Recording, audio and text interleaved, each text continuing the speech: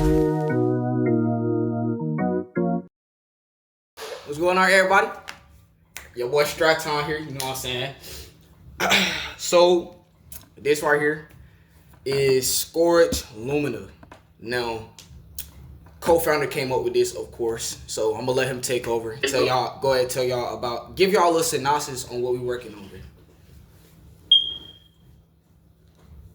Alright. So look, Scourge Lumina, Scourge Lumina is like, in this world, it's a little based on Hunter x Hunter, Black Clover. So, their world had this disease. It's called Scourge, and if you touch it, you become brain dead. Eventually, you just die. So, to fight back against this, the people put up walls like Attack on Titan to protect themselves to protect three subtypes. Alright. I'm gonna go over them now. Augment. Right. The first type of soul weaver is augment weavers. Master of reinforcement amplification. Augment weavers manipulate the threads of vitality, invisible lines that connect life, motion, and essence. They can strengthen their own threads of those of allies, enhancing speed, strength, endurance, and even mental focus. Their influence extends beyond the physical that can fortify a person's willpower, stabilize damaged spiritual energy, or repair frayed life threads, granting rapid healing and temporary immunity to fatigue or pain. Manipulators of suppression and disruption. Inhibit weavers command the threads of discord, subtle lines that carry energy, focus, intent through every living being. A fraying, knotting, or severing these threads, it can cripple an opponent's body or mind, inflict temporary paralysis, confusion, fatigue, or loss of coordination. The third type of soul weaver is pattern weavers. Pattern weavers. This is a rare weaver type, the most revered and enigmatic among all weavers. Pattern weavers are the architects of destiny's design. They possess mastery over threads of creation, the primal lattice that shapes all existence, unlike augment and inhibit weavers, who influence surface level energy. Pattern weavers reach onto the core pattern of being's thread, the blueprint of its essence. Echo weavers are highly specialized in non-combat support. They do not manipulate the threads of living beings directly. They focus on the residual physical energy, the soul residue left behind in inanimate objects known as echoes. There are investigators, trackers, and historians. Lumina. Weaver is conduit weavers. Conduit weavers are the internal network of a support system of any weaver team. They are the least flashy of all disciplines, possessing almost no direct offensive or defensive power. Yet their tactical value is immense. They specialize in managing the flow and transfer of soul energy between multiple individuals. Tether weavers are highly defensive specialists dedicated to manipulating special and highly condensed souls. They are the tanks in the crowd control any weaver team designed to hold the line against creatures much larger and stronger than themselves. Type of soul weaver is loom weavers, the most OP one. Thanks, co-founder. Loom weavers are the master crafters and engineers of Lumina. They are unique in that their focus is on the animate world, specifically imprinting or weaving a stabilized contained soul thread effect onto objects, creating lasting magical items or weaver tools. Soul weavers are the most feared and misunderstood discipline. We do not augment, inhibit, or repair. They isolate and sever sections of the soul. They are masters of mental and sensory manipulation, bypassing physical defenses to attack the mind and consciousness. Alright, now we're about to go over the characters. Well, all the protagonists that we have now, and their type of soul weaving and stuff like that. Alright, first protagonist, we got Ren Kusuro. Alright. His type is I think it's tethered and flexible. So is Robbie Zuko. He's a no void user. Next is Haru Senji. Haru Senji is a pattern and Toji. The next one is Toji. Toji Hakuzo. He's an Echo and Ambient Soul Reaper. Next is Kale Vomble. He's an augmenter object. Next is Myra Hitsuki. She is a emergency. I think emergency conduit user. Yeah. Now we finna go over the subtypes. The first subtype of augmenters is self-augment. Body enhancements focus their thread on the inside, intensely boosting the kinetic power or durability of a single body part. The second subtype is object augmenter. Rapidly infuse a large burst of their own thread into an inanimate object. It temporarily increases density and force or stability. And the third subtype is recovery augmenter. Excels at boosting the body's natural healing factors. Accelerating cell regeneration allow for rapid, costly recovery and minor injuries and fatigue. Right. The first subtype of inhibitor is burden inhibitor.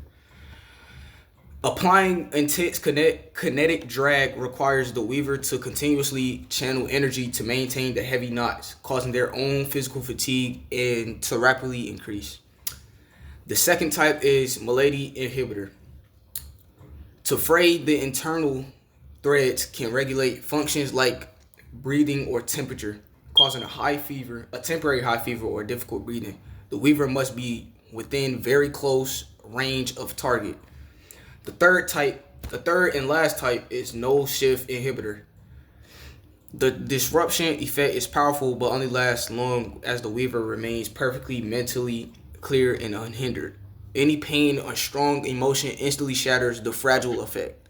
Right. First subtype for patterning is apothecary patterner. Biological healing. The mending process demands complete stillness and focus. Any external distraction or some kind of emotion will instantly shatter the delicate weave, forcing them to restart the painful complex process. The second subtype is system patterner. Mechanical restoration. Restoration of inanimate objects is effective, but they must possess the exact original soul residue of the tool's creation. Missing elements make the process impossible or dangerously unstable. Third subtype, each patterner, mutational reversal. Psychic backlash. Hold on.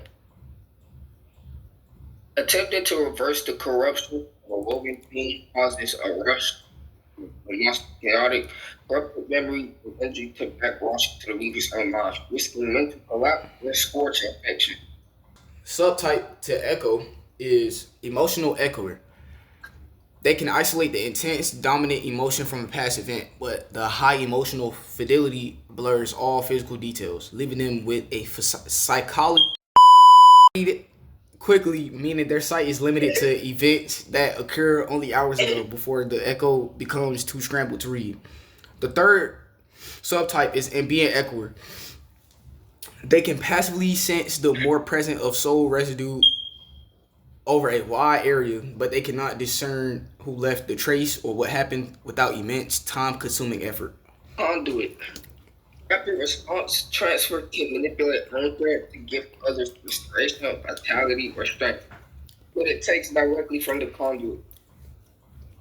The second subtype is long-term conduit. Stability and maintenance. Connect to a specific person forever as long as the conduit is alive and the other person is alive. The conduit takes more pain from this thing. This third subtype, external conduit, environmental siphon, connects conduit's thread to the ground. It takes energy to give it to give it to the others around. 50 chance because corrupted urge, urge could be in the ground with the threat. The conduit will get infected. Subtype for tetherers is static tether, sinking their thread deep into the earth to create massive, enduring thread pylons. Renders the weaver completely immobile while anchored, making them prime targets for range and flanking attacks. The second type is flexible tether. Their lighter, more versatile threads can be quickly cast and retracted for tripping or bonding, but they are easily snapped by concentrated brute force, requiring constant, rapid recasting. Third type is disruption tether, internal pressure. Focusing the thread can exert intense internal pressure, capable of cracking an armor plate or restricting a monster's movement. Demands are such high precision that any minor shift in the target's position forces the entire weave to fail. Looms have one type. Can use thread to make armor and weapons. Thinking durability depends on materials used. Weapons have distinct elements and properties depending on the materials as well. Materials are divided into 5 categories depending on difficulty to obtain. E to A, E being the easiest, going up to A is the hardest. But there's a hidden category on the E to A basis, starting at S to triple A. A person can obtain these materials through fighting beasts infected with Scourge. And it's so dangerous. If you fight a beast infected with Scourge, you might get infected with Scourge. But you can't let them hit you or touch you. Exactly. A loomer can create holy or hell type weapons with an S rank material. This first subtype for nullifiers is insulation null. To precisely snip the threads connecting to target senses, the weaver must briefly externalize a thread segment, leaving them physically vulnerable and exposed for the split second of the cast. The second type is void null, inducing amnesia or catatonia Catatonia.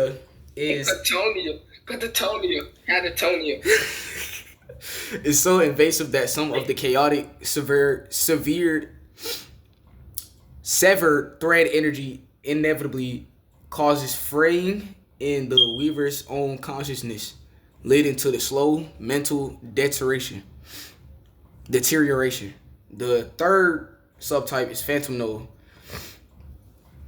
To completely master soul thread from all detection, the weaver must temporarily sever their own connection to it, rendering them totally powerless and unable to use any technique until they reconnect. So, I'm about to go over Haru, and I'll see y'all then. Emphasizing close range combat, precise strikes, and quick counters. His movements are fluid and economical, using an opponent's force against them while maintaining perfect balance. His magic ability. Haru is balanced and magic, able to weave basic offensive and defensive spells to his fighting seamlessly. He often combines short bursts of elemental energy with his wing tongue strikes, enhancing his attacks without losing speed or precision. This makes him a versatile fighter, deadly up close with his katanas and fists, while capable of supporting himself or disruptive enemies with well-timed magical attacks. Alright, that was pretty good. So now I'm gonna go over Toji's. Style is based on Jeet Kune Do, a famous martial art emphasizing fluidity, adaptability, and efficiency in combat. He blends fast, precise strikes, evasive footwork, and reactive counters with his subtle energy-enhancing powers, allowing him to adapt seamlessly to different opponents. The style favors speed and strategy over brute force, making him unpredictable and versatile. His personality. Toji is calm, composed, and highly observant, often analyzing situations before acting. He tends to himself, giving off a quiet, introspective vibe, but is deeply loyal to protective of those he trusts. He approaches challenges with strategic thinking rather than impulsive action, valuing efficiency and precision. Despite his reserved nature, he has a subtle wit and can surprise others with dry humor or clever insight when the situation calls for it. Well, how about that? How good was that? Alright. Now, you can go over to Kale. Kale, born and raised in the outermost part of the Citadel, child of 2 farmers. Kale practiced kendo throughout his childhood and soon learned he was an object-style augmenter. With this knowledge, he infused his sword with the thread, using this combo to make his sword more potent and destructive. Chrissy, born in the more water urban areas of Cicadal, surrounded by doves and cranes, learned how to move as swiftly as them, developing something like a crane kung fu. Other than this, she was born into a steady income. She loved to make things. Her love for making things awakened her thread, showing she was a loon, capable of making good weapons using their thread. Famine, born in the popular towns of the Cicadal, is a prankster who loves messing with people's thoughts, especially the Muay Thai specialist he secretly copied moves from. He been knew he was an inhibitor, and he had fun messing with people's minds as a shift inhibitor type. Years old with a calm, unreadable expression that makes him seem older than he is. His hair is jet black, slightly messy, but sharp around the edges, falling naturally across his forehead and framing his face. His eyes are pure black, deep and steady, the kind that pull people in but reveal nothing. There's no anger or emotion behind him, just quiet focus, like he's always thinking several steps ahead. He wears a simple black hoodie, dark jeans, and black sneakers. His style is clean and is understated. White bandages wrap around his forearms, a subtle contrast against the dark tones of his outfit. Not for show, but because he's used to training, fighting, or protecting himself. He moves with a quiet confidence, relaxed, but with sharp awareness of someone who knows how to handle himself. Even without saying much, his presence feels heavy, like someone who's been through more than most his age, but carries it without complaint. Ren Kusero is already known for his exceptional combat instincts and natural fighting ability. His strikes are sharp, precise, and fluid. Every move calculated, every reaction controlled. Years of discipline have made him a prodigy in close combat, able to read opponents' movements and counter with effortless precision. However, when it comes to soul weaving, Ren still struggles. His control over threads is unstable. He can summon them, but not sustain or shape them properly. Where others manipulate energy with grace, his threads often flicker, strain, or collapse mid-use. Despite his raw potential, he hasn't yet learned to merge his spiritual flow with his physical rhythm. Pretty good character development, right? As I say. All right, Straton out, man. What you gotta say? What you gotta say to the people? Smash limits, rewrite fate. Smash limits, rewrite fate. We out, man.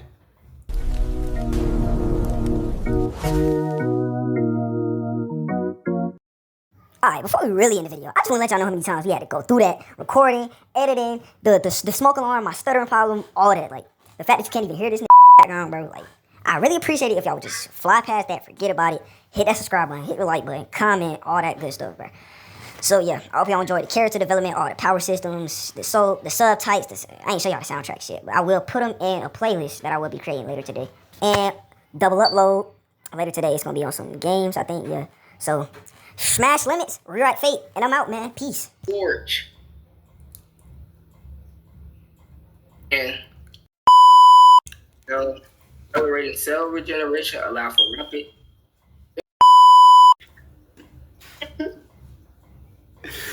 Bro, the fact that I'm about to edit all of this shit, the fact that I'm about to edit all of this is crazy, bro. Yo.